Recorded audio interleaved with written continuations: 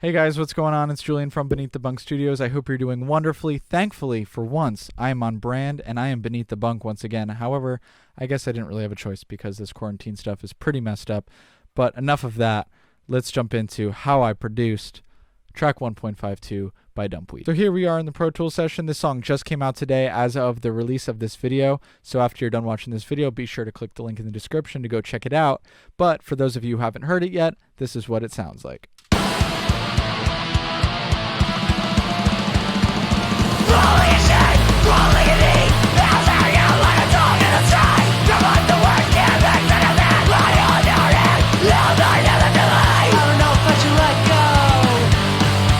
So as you could hear, overall, very loud, very heavy, very aggressive, very in your face. And these were all objectives that Eric gave to me. Eric is the singer of Dumpweed, that Eric gave to me before starting to work on this song. So let's get into the tracks here. We have natural drums in purple. We have samples in pink. We have bass in red. We have guitar in yellow. And we have effects in orange. And lastly, we got vocals in light blue. So the purple drums are the natural drums, like I said, and they were recorded by another engineer back when the band put out this EP for the first time a couple years ago.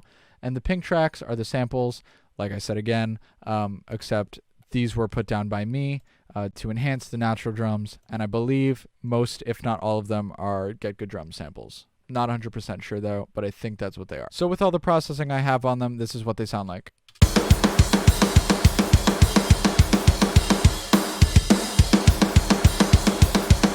And without any of the processing I have on them, this is what they sound like. With, without. So as you could hear, I'm just adding a bit more punch, a little bit more body. The samples that I used were great from the start. Didn't really have to do too much. I'll add the kick pieces in one by one so you could hear how everything sounds on its own. So starting out with the kick. And I'll start with processing, and then I'll bypass the processing as we go. So without the processing on the kick, it sounds like this. And with. Once again, just a little bit more thwack, a little bit more punching you in the chest, if you will. This is the snare on its own. Without. And with again.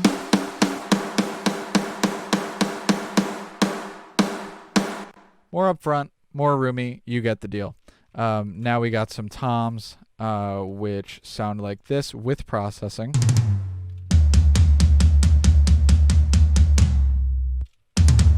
And without processing, they sounded like this. With.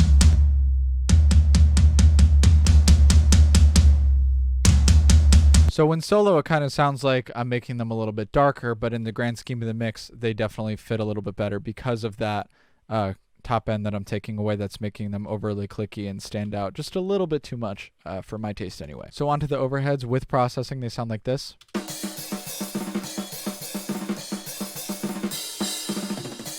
And without.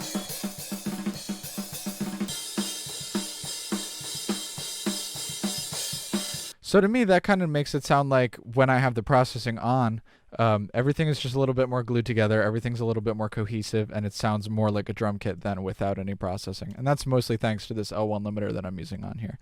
Now we're onto the room tracks, which I'm not using very much of because I'm really taking advantage of the tom room mics and the snare room sample that I have going on. I mean the tom room sample too. But this is what the room sounds like with processing.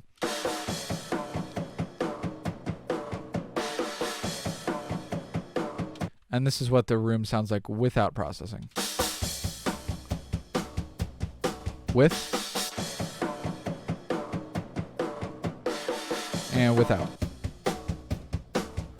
So it's like a night and day difference with processing because I'm compressing the crap out of them with this CLA 76. So this bass tone in red was engineered by Doug at AGL Sounds. Shout out to him. He did a great job hooking us up with some killer tones. This is the DI, what it sounded like straight in without any processing as he sent it to me.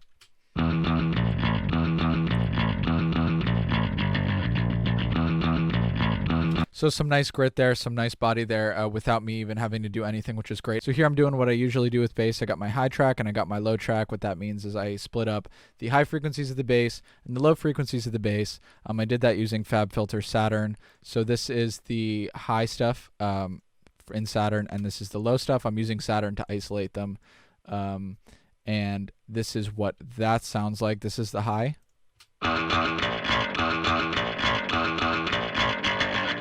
And this is the low. And this is them together.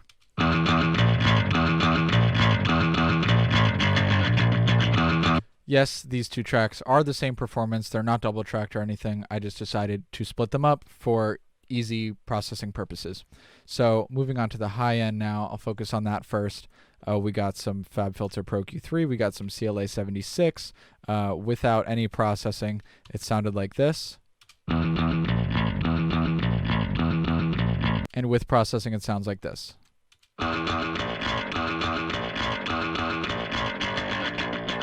Moving on to the low end, we got some Pro Q3, L1, and CLA 76. Without processing, it sounds like this.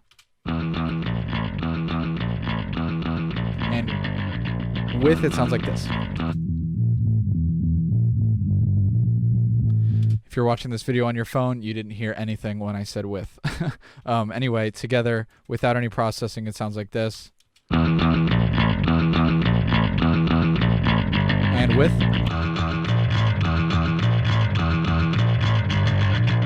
So really gluing those high and low tracks together to create a nice cohesive tone. I'm also doing some processing on them as a whole. I have this L1 and I have this stereo control, which is stupid because I don't need it. So we're not going to talk about that. But the L1 is adding a little bit of extra control without it. With it. Just to stabilize it a little bit more. I know you see FabFilter and you see CLA 76 here. Those were not used. They're just there because I was thinking about using them and I ended up not doing so. Moving on to guitars. I tracked these guitars with my Kemper. They're all quad tracked, as you can see, with the exception of the intro, because I wanted it to really pop when all the guitars came in. What I used for these guitars are, as far as profiles go, is for the Kemper, I had the Mabo Dual Rec 33 profile on one pair of the tracks, and then on the other pair, I had a Synmix Blonde P-Mod. So obviously that's from Synmix, and then the Mabo Dual Rec I believe is from Tone Crate. I'm not 100% sure. Also, I just sold my Kemper, so I can't really check. I'm probably going to make a dedicated video about that at some point, but for now we're going to not talk about that and move on to listening to the first pair of tone, which is the Mabo Dual Rec, obviously Mesa Boogie Dual Rectifier, for anybody who doesn't know what that stands for. So soloing that with processing, it sounds like this.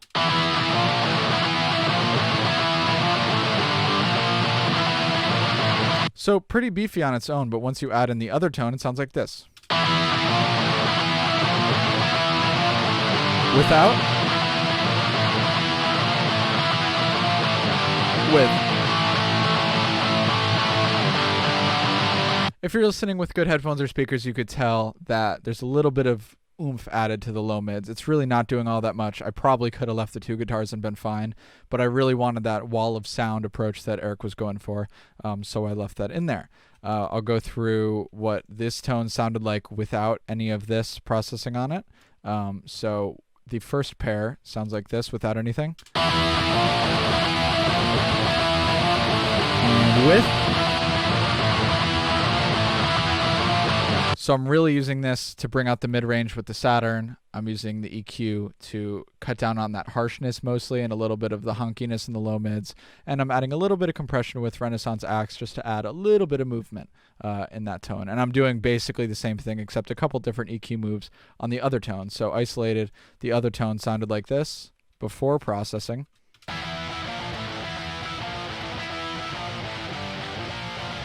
And with processing, it sounds like this. Without.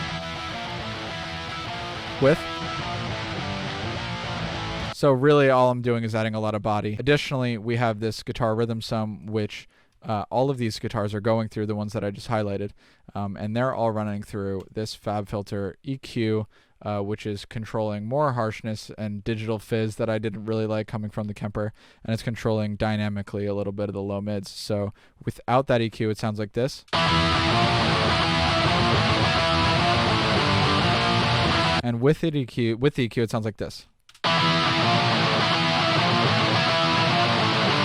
Without. With.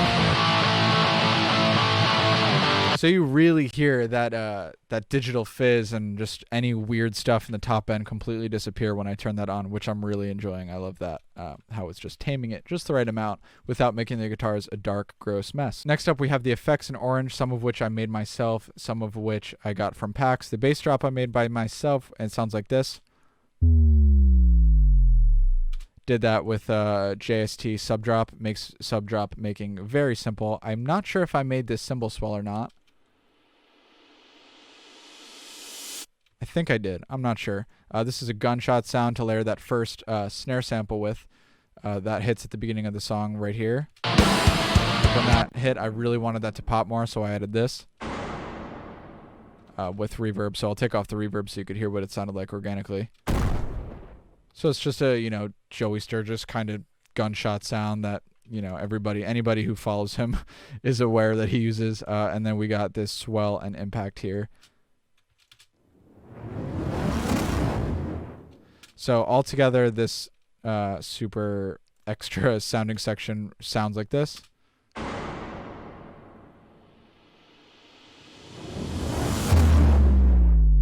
So all of this stuff is really meant to act as a way to set off the beginning of the song and help it kick in as hard as possible. I'll show you how it's doing that. Without any of the effects on the intro, it sounds like this.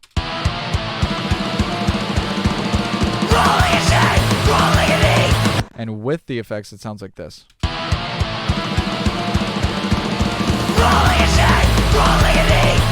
I think that's a pretty big difference, and I'm pretty happy with the way that turned out. I also added a bass drop into the end section and another impact into the end section to really drive that home and add a little boominess to that sound. I have a really subtle downer effect coming from an 8DO library, I believe, from Hybrid Tools. Not 100% sure that's what it is, but I think it is. This is what it sounds like. It's really quiet because in the mix it's also really quiet. I'm barely using it. It's on this section. Be a parasite. It's barely there. It's just meant to add a little bit more of a, just calm the section down before it kicks back in again. And then I have this cool little vocal swell that I'm pretty happy with. And that you'll hear that with the vocals, interact with the vocals and why I did that. And I also have this interesting little, I think I did that with Valhalla Delay and Little Altar Boy, and modulating the pitch of Little Altar Boy into Valhalla Delay so that as the delay gets louder, the pitch of the vocal rises and it makes that cool little effect. I think that's what I did. I'm not 100% sure that's how I made that. Whatever. Regardless, in the mix, those sound like this.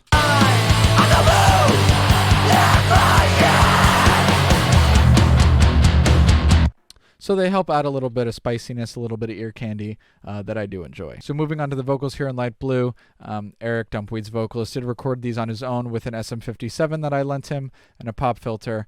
I think he also used a PreSonus audio box interface. Pretty low-level, low-budget stuff. However, it sounds pretty killer. I'm very happy with the way these came out. We did these remotely. That's why he recorded them himself, because of all this quarantine mess, it was very hard to meet up and do it in person. But anyway, this is what they sound like in solo with all the processing that I did. Rolling a shame, rolling a knee, bounce out you like a dog in the street. Come on, the worst can't make sense. I don't know if I should let go. So super aggressive, super nutty sounding. I don't know how he does what he does, but I think those sound super cool and I'm really happy with them. Without any processing, the main vocals sound like this. Rolling a shame, rolling a knee, bounce out you like a dog in the street. Come on, the worst can't make sense. So really, like, it's just a kind of a louder, more compressed version of what we already had. I'm using a lot of compression through this Brainworks SSL console. I'm using CLA 76 also for compression, and I have a FabFilter Saturn doing some saturation. So it's really not a very complicated chain, and it turned out pretty well, I think. I also have the vocals going out to some effects. We got a Microshift, which is what this is, the Sound Toys Microshift. We have a Verb Short, which is a short vocal reverb. I like to layer my reverbs, so I like to do a long reverb and a short reverb, and I build those into my template. That's why it's labeled that way, but I'm only using this one because I don't like using a lot of reverb on scream vocals usually. Sometimes it calls for it, but other times it doesn't, and this is one of the times that it didn't. I also have a short delay, which is working together with the verb and the Microshift to add some wideness and just really just get these vocals as big and in your face as possible. And then we also have a long delay, which is, you know, a normal da da da da, like that kind of delay that you can actually hear the trail of. The short you definitely can't hear the trail of. It's just meant to be sort of like a slapback effect. Additionally, I have some clean vocals which are here, and I'm going to solo those for you with processing. So I'll take it easy for a while. For my actions I am liable. Every word of comfort is vile. Without processing, they sound like this. So I'll take it easy for a while. For my actions. So the way I'm layering these vocals, as you can see, is there's 4 tracks happening at once. I have one going down the middle, which pretty similar processing as the screams. So I have the 2 compressors, I have the saturation. This time I have de-essing. I actually did not use a de-esser on the screams, which is surprising, but I guess I just didn't need it. And then I have a separate take here, which is the same exact chain that you just saw, except it's getting processed with Waves Doubler 2 to add a little bit of width in addition to the Microshift and the short verb and all the other stuff that I talked about earlier. And on top of that, we have an additional 2 performances. One is pan left, one is pan right, and that is the wide stuff that you're hearing right here. And those are getting processed on this, and they're getting processed identically to the clean main. I'm doing something similar throughout the song with the dubs. So Eric sent me 2 takes of pretty much every part of the song, which was great. So what I was able to do was add this doubler plugin on the separate performances, go send that straight down the middle, and layer it underneath the main vocal to add even more width on top of the effects. So what that sounds like soloed with the mains and the dubs is this. Rolling a shade, rolling a knee, bounce out like a dog in a stride. So without the dubs, it sounds like this. Rolling a shade, rolling a knee. And with. Rolling a shade, rolling a knee. So really adds that width, really adds that oomph that this song needs in order to be the wall of sound, awesome, aggressive sound that we wanted for it. And additionally, sometimes I'm adding a left and right track to emphasize certain lines. So what that's meant to do is emphasize it even more than the center dub is doing, because the center dub is there all the time, and if everything is big all the time, nothing is big. So what I'm using these tracks for is to add the extra emphasis when I want it only sometimes. And I think it worked out pretty nicely. And then, as you can see here, I have even more left and right layers going on, and all of these are getting processed exactly the same as the main vocal. I'm just dragging the same plugin chain over and over again because it's the same performance. The only difference is they're panned, and I'm not using any effects on them because I don't want the song to get washed out with reverbs and delays that just end up being distracting and making everything sound unclear. So the main part I decided to do this layering with was when he says, "That crushes," like the boot, "That crushes." So we got this right here. That crushes! So that was meant to be a way of really layering that sound. So without those layers, it would have sounded like this. That crushes! So that really helps drive it home and really helps it be a key part of the song that just...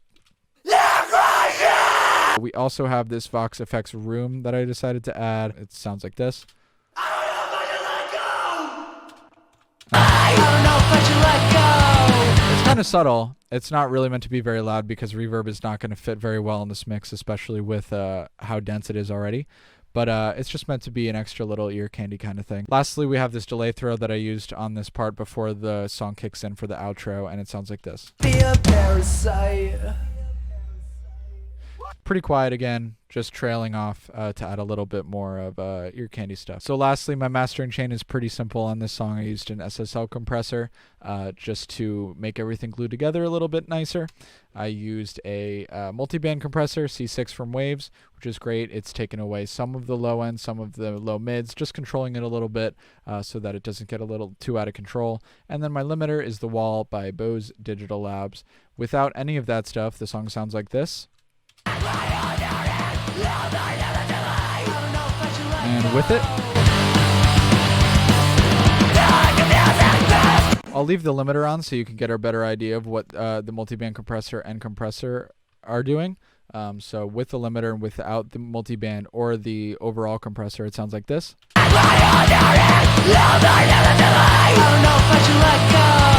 with, without,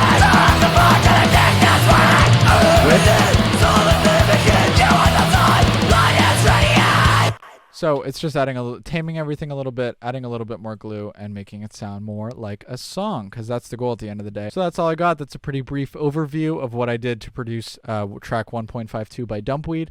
I hope you enjoyed it. I hope you got something out of it. If you have any questions, if you have any comments or concerns, leave them in the comments down below. Please reach out to me. I'd love to help you with anything you need. I will probably do more smaller in-depth videos about some of the techniques I used in this video because I know I did graze over them a little bit. Go check out that song. The link is in the description. It's awesome. The whole EP is awesome. Go listen to it. And have a wonderful rest of your day/night. And I will talk to you later.